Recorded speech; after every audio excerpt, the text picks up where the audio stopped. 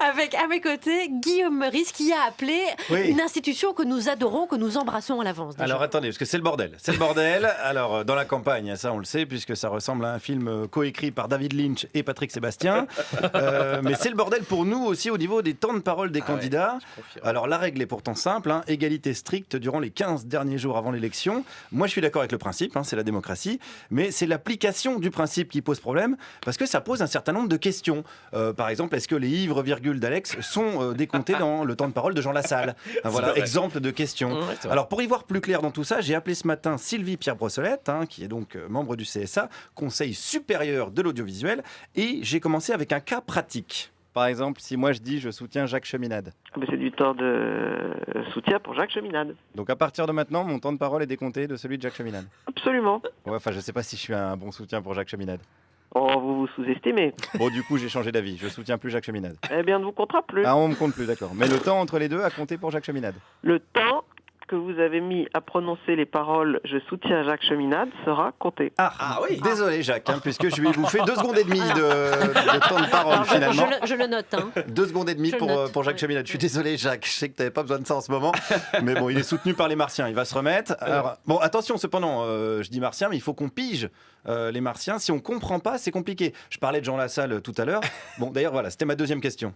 Si on ne comprend pas ce que dit le candidat, est-ce que c'est décompté de son temps de parole quand même? Certains le comprennent, j'en suis sûr. Certains comprennent Jean Lassalle? Oh, sûrement, il a beaucoup d'amis qui le comprennent très bien. Quoi qu'il dise, c'est décompté de son temps de parole. Quoi qu'il dise, c'est mis sur son compte de temps de parole.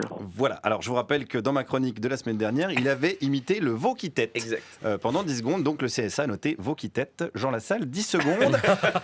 On salue les gens du CSA quand même qui rentrent chez eux le soir. Qu'est-ce que t'as fait de ta journée, maman? Eh ben j'ai décompté le temps de parole de Jean Lassalle qui imite un veau qui tête. Super maman, regarde, je t'ai fait un collier de nouilles. Merci ma chérie, mais il faudra un collier de Prozac. Continuons avec Jean Lassalle. Tiens, c'est un bon exemple Jean Lassalle parce qu'on sait qu'il est très soutenu dans ses montagnes. Alors j'avais une question assez précise. C'est le groupe Les Bouquetins avec Jean Lassalle et qu'on les entend. Est-ce que c'est décompté du temps de parole de Jean Lassalle? Jusqu'ici, il n'y a que des êtres humains qui ont don de parole. Donc le temps de parole, ça vient généralement d'êtres humains.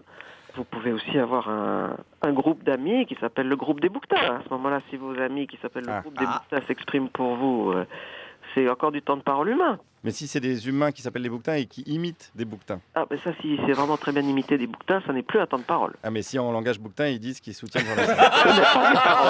Ok. Non, mais je préfère bien préciser pour pas faire de conneries. Ils sont pointus, en tout cas. Ils sont pointus. Je le dis au cas où il y a des Bouquetins qui nous écoutent. On a eu les audiences aujourd'hui et Médiamétrie ne précise pas ça du tout.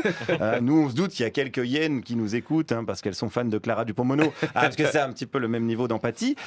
Mais des Bouquetins, voilà, ça on ne sait pas. Alors, concentrez-vous, s'il vous plaît. C'est important. Il y a d'autres choses qu'on ne sait pas, notamment sur la manière de décompter les interviews. Alors, j'ai demandé à Sylvie, est-ce que les temps de questions comptent dans les temps de parole des candidats?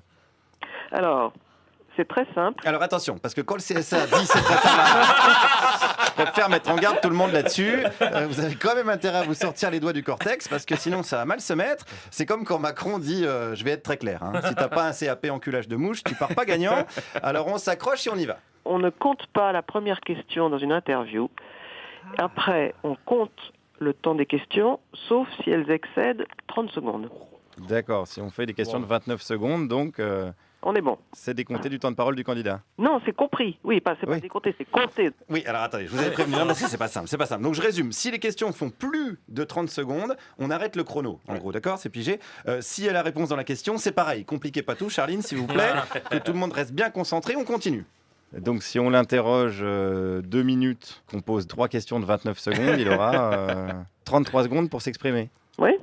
Ouais. Mais là, c'est la règle. Et ben voilà la solution. Invitons Marine Le Pen par tranche de 2 minutes et posons-lui des questions de 29 secondes. Ça lui laissera à peine le temps de couiner sa xénophobie entre 2 grognements anti-avortement. Voilà une bonne chose de faite. On est un peu plus éclairé. Alors j'avais une dernière question. Bon, ça c'est un petit peu plus perso.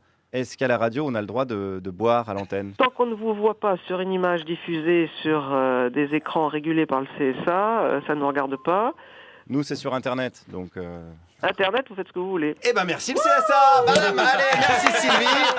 À la bonne vôtre, à la santé du CSA et de cette fin de campagne pas du tout éprouvante et aux résultats incertains. Comme dirait la grand-mère de Charline, si le malheur nous accable, avalons la douleur. Oui, merci Guillaume Meurice, merci le CSA. On boit donc à votre santé.